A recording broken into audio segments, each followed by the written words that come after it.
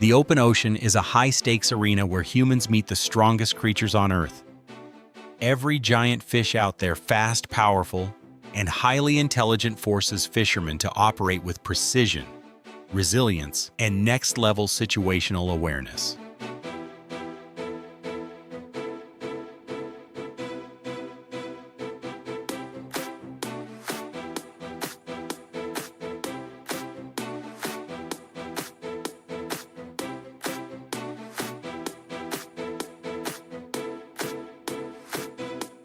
Today we break down how crews around the world take on these ocean titans. And we start with the apex predator that sets the benchmark for raw power, the shark.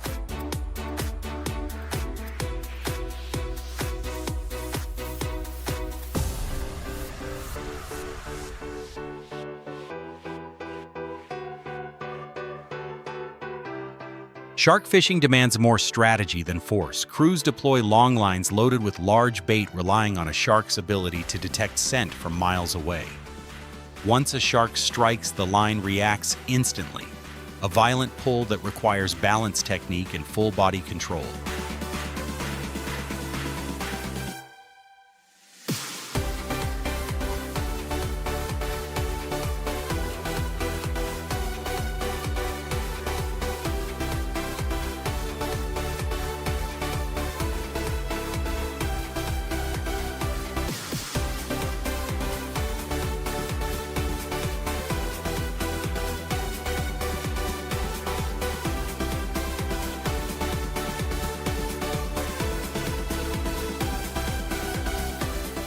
Fishermen fight the shark in phases, adjusting tension to prevent deep dives or line breaks. On smaller boats, everything is done manually, turning each catch into a test of endurance and coordination. When the shark finally surfaces, crews secure it quickly to avoid injuries, then process the meat and fins for preservation.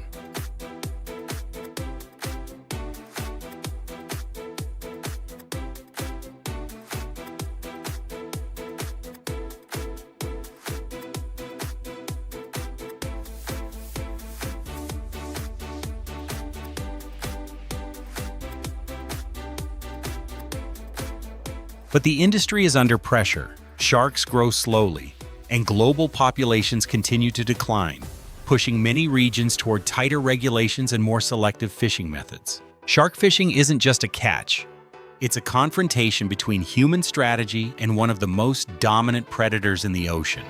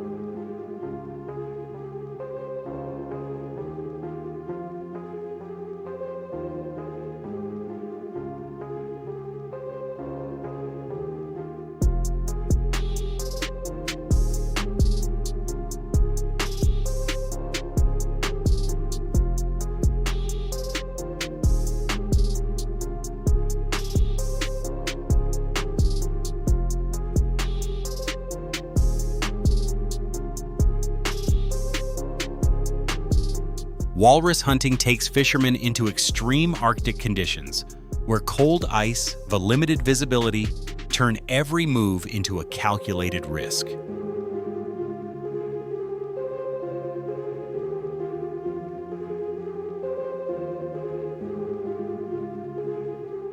Crews use spears with detachable heads, Once the walrus is struck, a buoy is released to stop it from diving deep and to keep track of its location.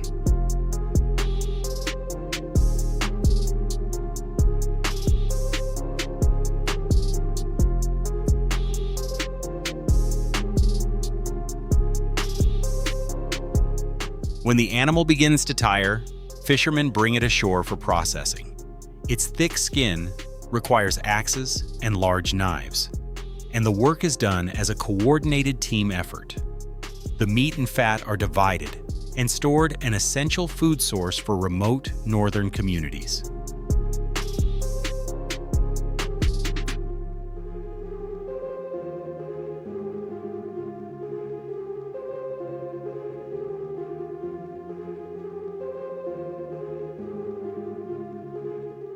Today, walrus hunting is heavily regulated as climate change reduces their habitat.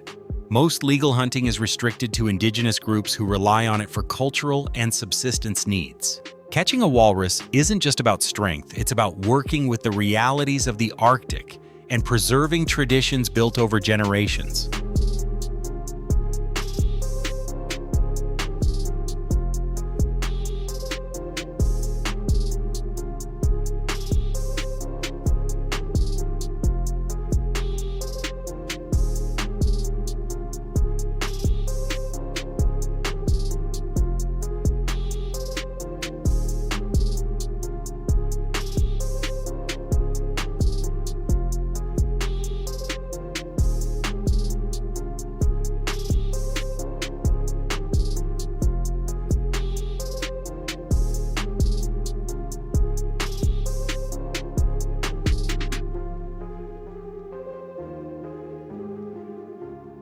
Next, we travel to tropical waters where colossal groupers hide within rocky caverns.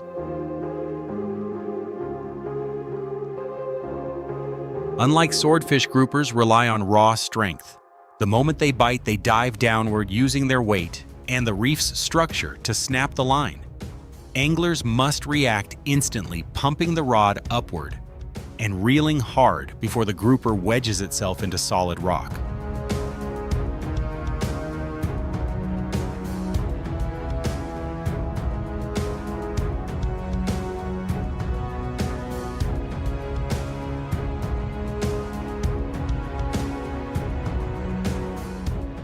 Landing one is like lifting a submerged anvil.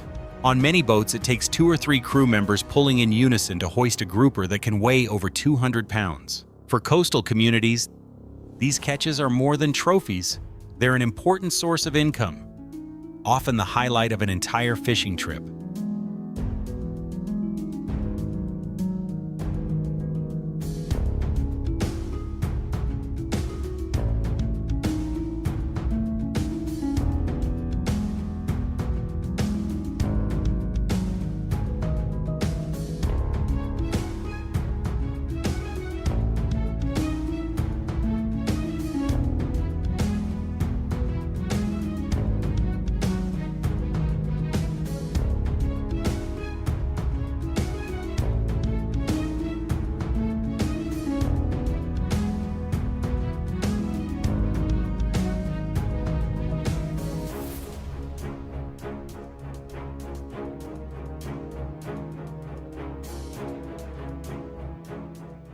Dolphin hunting is one of the most debated practices at sea.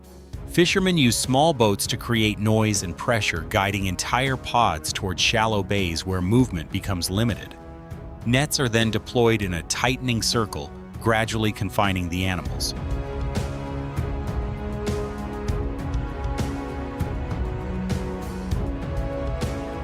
Once cornered, dolphins panic and attempt to flee, making the process physically demanding and often dangerous for both sides.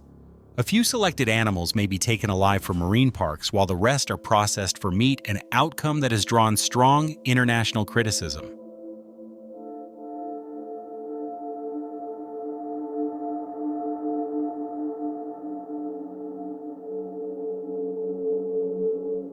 The method relies on coordination, speed, and precise boat control, but its ethical implications continue to fuel global debate.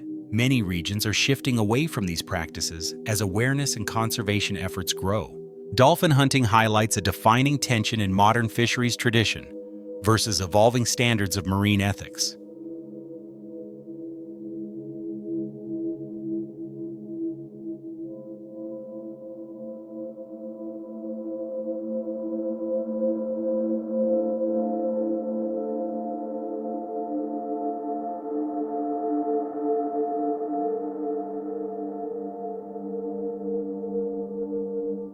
Modern whaling, once a dominant industry, now operates under strict global controls. Large vessels rely on sonar systems to detect whale movement across vast distances. When a target surfaces to breathe, crews deploy harpoons designed to secure the animal quickly before it disappears into deeper water.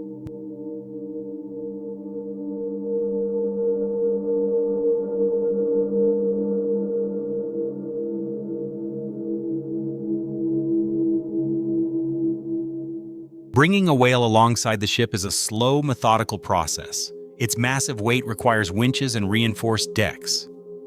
Once on board, workers move fast, stripping the thick outer layer, dividing the meat, and separating usable organs. Every step demands coordination because the sheer size of the animal turns basic tasks into heavy lift operations. Industrial whaling has declined sharply, as many nations restrict or ban the practice, citing the slow recovery rates of whale populations.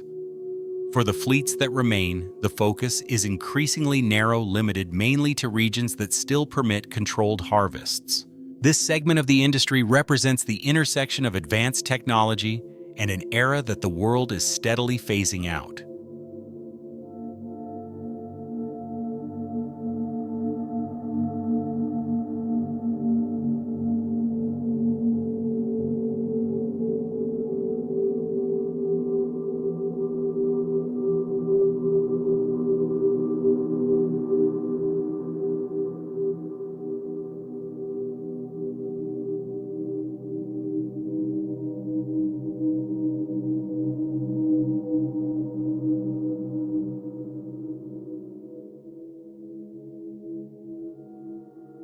Traditional whaling operates on a completely different scale from industrial fleets. Small coastal communities rely on handcrafted spears, wooden boats, with decades of inherited knowledge. Without sonar or heavy machinery, fishermen depend on reading ocean currents, tracking surfacing patterns, and working in synchronized groups.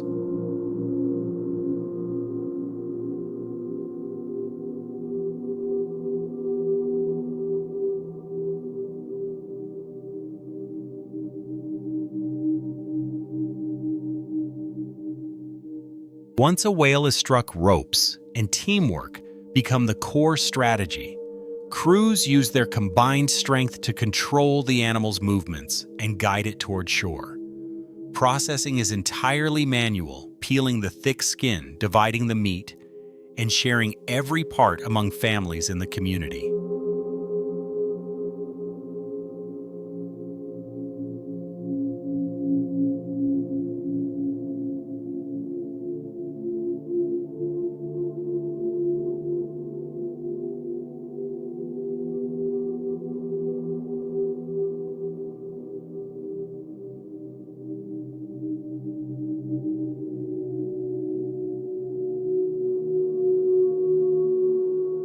For these groups, the hunt is both cultural and practical, a seasonal source of food, and a tradition tied to identity. Regulations today allow limited harvests to support these indigenous practices while protecting whale populations. Traditional whaling reflects a different narrative, not industry but community, not volume but heritage, a system built on skill, cooperation, and respect for the ocean.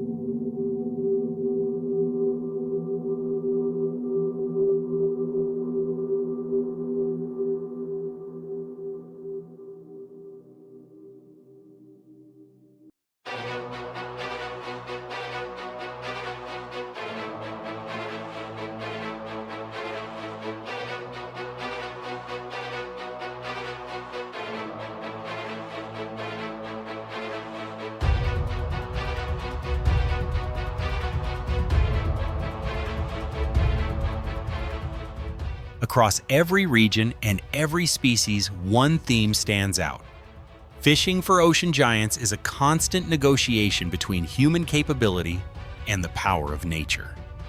Whether it's sharks, groupers, walruses, dolphins, or whales, each encounter demands precision, discipline, and respect for the ecosystems that sustain these animals. But the landscape is shifting. Climate change, declining populations, and global regulations are reshaping how fishermen operate.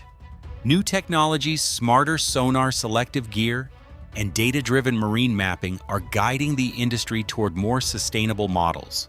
And communities that have relied on these practices for generations are adapting, balancing long-standing traditions with modern conservation priorities.